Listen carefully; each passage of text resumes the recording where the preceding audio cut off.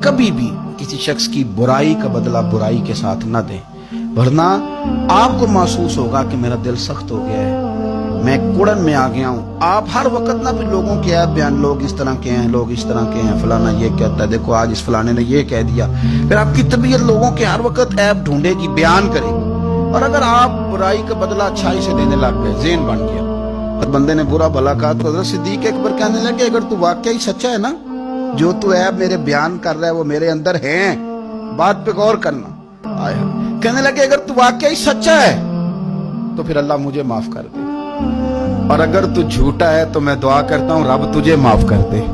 वो शख्स कहता है, अबू बकर ने तो रुला ही दिया, तड़पा ही दिया।